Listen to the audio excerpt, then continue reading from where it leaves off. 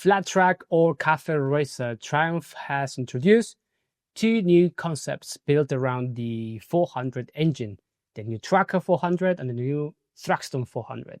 If you are into American dirt oval racing style or the café-racer vibe, you're probably going to like these two bikes a lot. So let's get into it.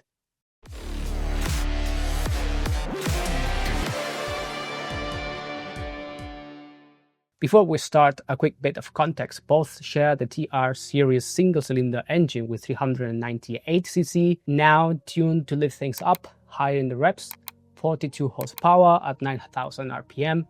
That's around 5% more than before, and with the rep limiter set higher so you can stretch each gear a little bit more. Maximum torque stays at 37.5 Nm at 7,000 RPM, with 80% of it available from 3,000, making it a lively engine, playful engine, just as it was in the Speed and Scrambler 400. It's got 6 gears, ride-by-wire throttle, and a build quality that's often a notch above the segment, even though I've read some complaints here and there. But when I spent a few days with the Scrambler 400 last year, nothing stood out to me in that sense. Right then, onto the Tracker 400, which is the first time, if I'm not mistaken, that Triumph properly dives into the flat track inspired thing for the road. Here's all about the geometry, control, and the presence of the bike. The riding position is the classic one, with the upright but with the elbows out. It's got a wide flat handlebar, 23mm wider and 144mm lower than on the Speed 400 to really load the front wheel.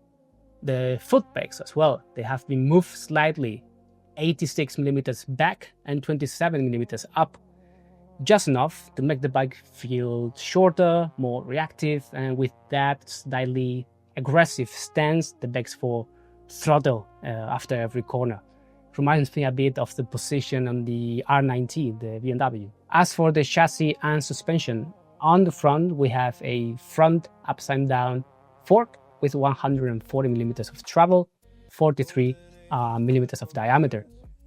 In the back, a monoshock with 130mm, adjustable for preload so you can, compensate for a pillion or luggage. In other words, we have the same components as in the Speed 400. What is new is the new twin spoke wheels fitted with Pirelli MT60 RS. It's a mixed-use tire with a chunky off-roadish look, but with the grip of a road tire. Brakes, just like in the Speed 400, a 4-piston radial caliper biting a 300mm front disc, and at the back a 230mm disc. Seat height is 805mm with a narrow stand so you can put your feet quite easily on the floor, I hope. The weight is about 173 kilos ready to ride wet, and it's got a 13-liter tank, so you're not constantly thinking about the petrol stations, especially with a low consumption of these bikes.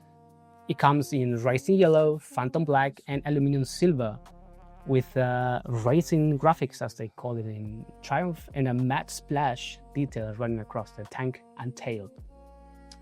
Visually, it comes across like a much sharper, more modern Speed. A tank with more angular lines, pronounced knee cutout, the small front cowl, tail cover, the number plate holder. Still has a classic round headlight, LED headlight, and a very clean finish with no wiring shown. That said, personally, it does not remind me at all of a flat track bike. Those usually look more like what you are seeing here.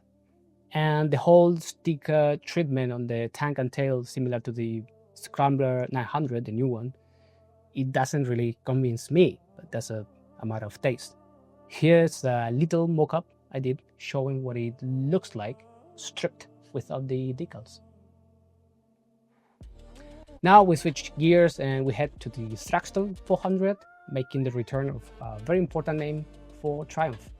It's a bike we already half knew because it was unveiled in India before. By the way, it won't be sold in every country. Austria and Germany, for example, will not have it in their catalog, but it's coming, for example, to Spain. The idea is clear: to offer a classic café-racer with modern tech and modern engineering, but for everyone. Here, the riding position is obviously more committed, sportier. The engine is exactly the same as in the Tracker, with 42 horsepower, but the geometry and the riding posture, they go down in a different path. We've got clip-ons that sit 40mm narrower and 246mm lower than on the Speed 400.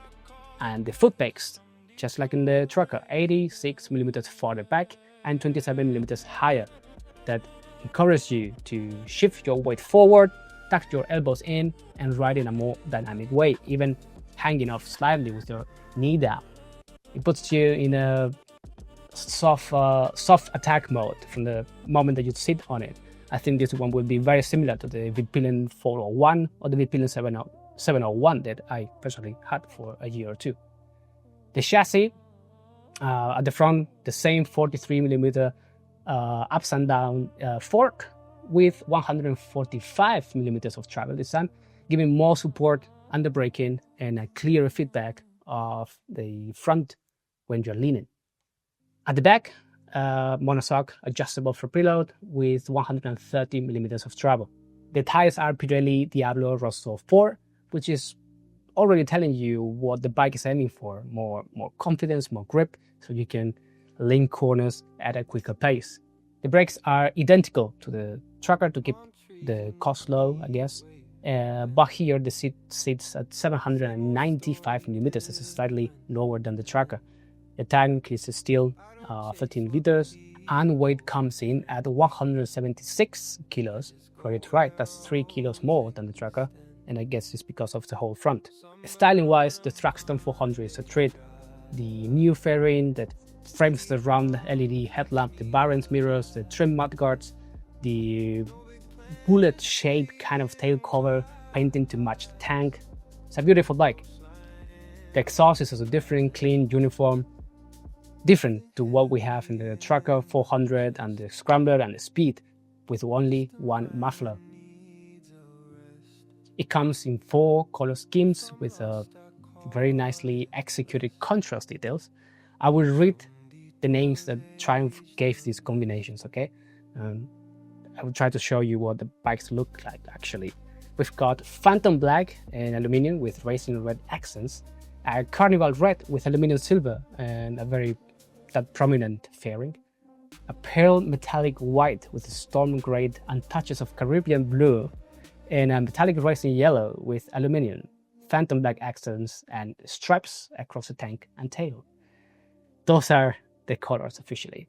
In terms of electronics, both bikes get ride-by-wire, switchable traction control, ABS, and a mixed instrument setup with an analog speedometer and a small LCD screen that shows you the essentials without any distraction. All the wiring is well hidden to keep the look tidy. The sleep assist clutch helps you with your left hand in town when you're riding.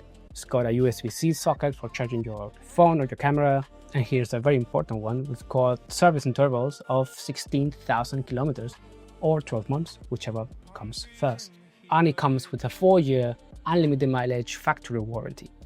As for customization, Triumph Original Accessories has you covered with loads of options. If you want, you can fit engine guards, tank pads, bullet style LED indicators, barrel mirrors, blah blah blah blah blah. Everything you can imagine, Triumph has it.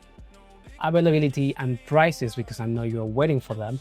The Thruxton 400 will reach the dealers first in March 2026. And in Spain, it starts from 6,400 euros. The Tracker 400 arrives in April 2026, and it is available from 6,245 euros. I hope I can show you other prices in other countries around here, like Germany, UK, and so on. While we wait, you can configure the bike online, calculate some finance if you need to, request a quote from your dealer or a test ride, why not? So that's it from me. You have to tell me, what do you think of these two variants of the Triumph 400s, and which, by the way, have been selling like hotcakes in a school. Good looking, and affordable, I would say. And also, you have to tell me if you prefer me talking or dubbing this video with an AI. You let me know. I'll let you decide. I don't care.